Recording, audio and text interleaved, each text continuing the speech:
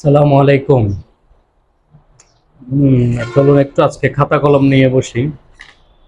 কেননা অবশেষে অনেক জল্পনা কল্পনার পরে আমাদের যে আসন্ন টি-20 বিশ্বকাপ যুক্তরাষ্ট্র ওয়েস্ট ইন্ডিজে, সেটার জন্য বাংলাদেশ ক্রিকেট বোর্ড আমাদের একটি সুন্দর টিম উপহার দিয়েছে। দীর্ঘদিন অপেক্ষা করতে হয়েছে তাদেরকে এই টিম উপহার দেওয়ার জন্য। তো একটু খাতা কলম নিয়ে বসলাম।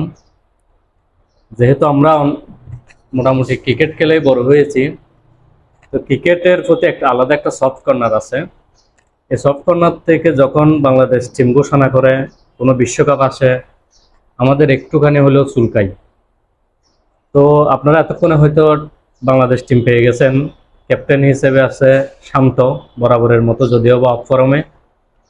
ভাইস ক্যাপ্টেন হিসেবে তাসকিনকে দেওয়া হয়েছে। সে ইনজুরি সংখ্যা নিয়েও অবশেষে ভাইস ক্যাপ্টেন করা হয়েছে তাকে। হয়তোবা ক্রিকেট বোর্ড দেখেছে ইনজুরিটা অনেকটা সংখ্যামুক্ত হতে পারে, যার জন্য তাসকিনকে ভাইস ক্যাপ্টেন রাখা হয়েছে, যেটা ভালো দিক। এবং অনেক সমালোচনার পরেও, অনেক জল্পনা কল্পনা ইতিটানে অপরমকে সঙ্গে করে আমাদের দাদা লিটন কুমার দাস কিন্তু দলের সঙ্গে আছেন আসন্ন ওয়েস্ট ইন্ডিজ যুক্তরাষ্ট্র সফরের। এরপরে আমাদের সৌম্য সরকার আছে। যেহেতু লিটন দা অফ ফর্মে আছে, ব্যাকআপ হিসেবে সৌম্যকে অবশ্যই প্রয়োজন আছে।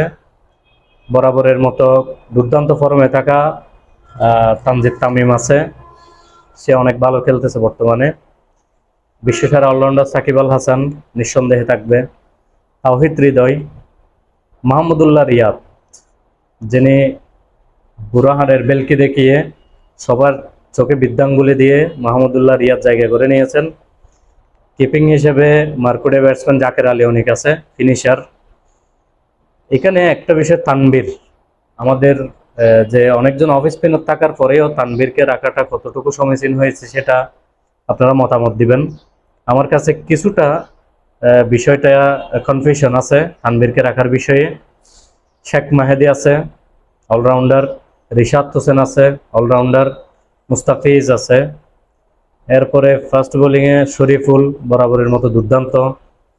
ব্যাকআপ হিসেবে হয়তো এখানে তানজিম সাকিবকে রাখা হয়েছে এবং ড্রপ করা হয়েছে আলোচিত সাইফুদ্দিন।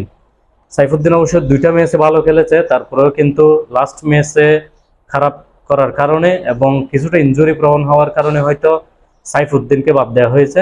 তবে আমার মনে হচ্ছে ব্যাকআপ হিসেবে রাখা যেত, যেহেতু সে দুর্দান্ত অলরাউন্ডার। এবং রিজার্ভ বেঞ্চে যারা যাচ্ছে, আফিফ এবং হাসান মাহমুদ, সেটাও মোটামুটি ঠিক আছে।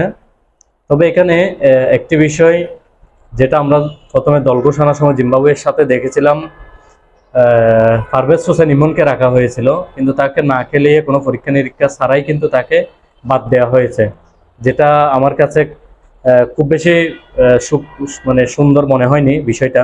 সেখানে লিটনের জায়গায় ওকে এক দুইটা ম্যাচ দেখা যেত, যদি খারাপ করে তাহলে বাদ দেওয়া যেত। এখন বাকি আপনাদের যদি মতামত থাকে আমাকে অবশ্যই জানাবেন। আসসালামু আলাইকুম ওয়া রাহমাতুল্লাহ। বাংলাদেশ টিমের জন্য শুভকামনা।